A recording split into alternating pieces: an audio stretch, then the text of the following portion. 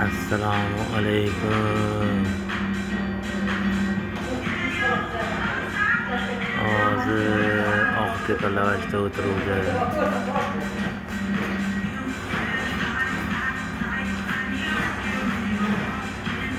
Burchida ikkitasi achim-achim qilib o'tirishdi. Shunga bitta opa gapirib tashladi.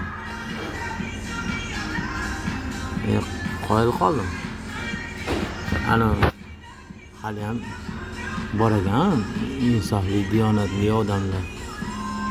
Shunaqa narsalarga gapirib tarbiyalab yomon yo'ldan qaytaradiganlar. Men oxirgi payt faqat shu domlalar faqat masjidda gapirsa kerak deb o'ylardim.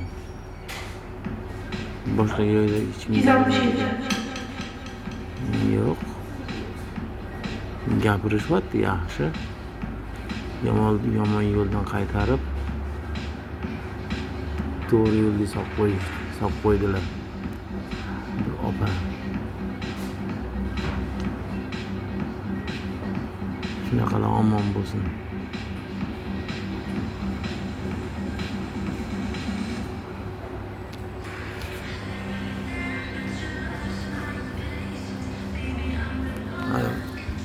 Alisher Navoiy zamonida ham yoshi katta odamlar aytgan ekan, yoshlar aynib ketyapti-da deb aytgan ekan 500-600 yil oldin. Yoshi kattalar. Hozir ham shunaqa deyapti-yu, xuddi o'shanaqa, lekin hozir haddan tashqari buzuqroq, yomonroq, odobsizroq, haddan tashqari. Paytga qaraganda, anaqa din kuchli edi, hozir umuman tarbiya, madaniyat bir nima deydi, umuman yaxshi tomoni yo'q deb, kam deb, bor yo'q emas, kam, juda ham kam bolalar. Juda ko'p yoshlar haqiqatda betarbiya bo'lib ketgan. Ayniqsa men bu mustaqillikdan keyin vobshe ota-onalar, oilalar ko'pchilik hamma tirikchilik bilan ovora bo'lib ketdi-da. 90-yillardan keyin qiyinchilik, faqat dardi fikri pul topish bo'lib qoldi. Bolalarning tarbiyasi bilan umuman xulq-atvori bilan hech kim shug'ullanmay qo'ydi. Bez bo'lib ketgan. Ustunga qarab tippa-tik yuborishadi. Biza mana o'zim 78-yilmi? Bizani pokoleniyadagi odamlar, bolalar, yoshlar. Oldimizdan katta odam kelyapsa, nima deydi? Salovati bosardi. Dovdirab qolardik.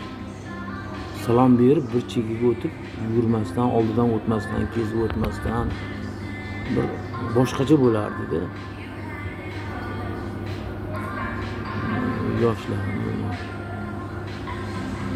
Mana shu 80-yildan 85-yillargacha bo'lgan odamlar o'sha sovet davridagi tarbiya emas.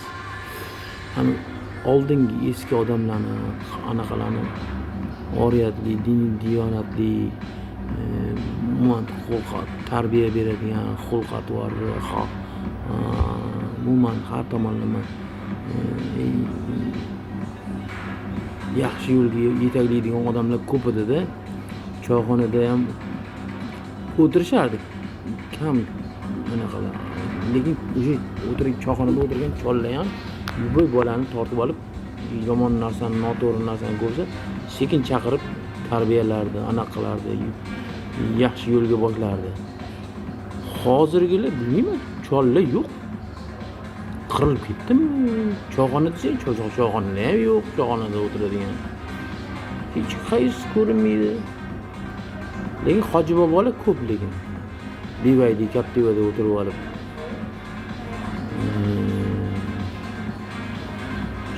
shaharda deydigan boboylar ko'p, lekin ustingga haydaveradi. Ularni o'zini tarbiyalash kerak.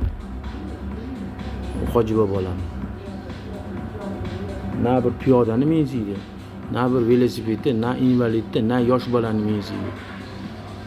Tepatik shu yo'llarga, trotuarlarga qo'yib ketadimi, ustingga haydaveradimi?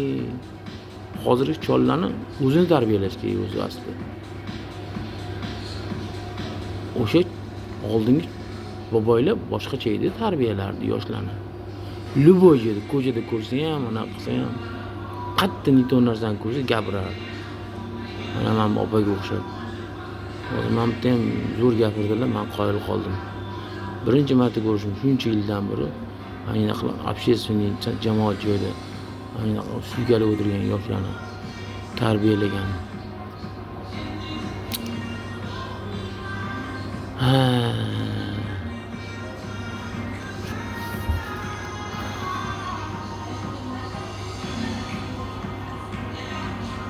Dunyo qayoqqa qarab ketyapti?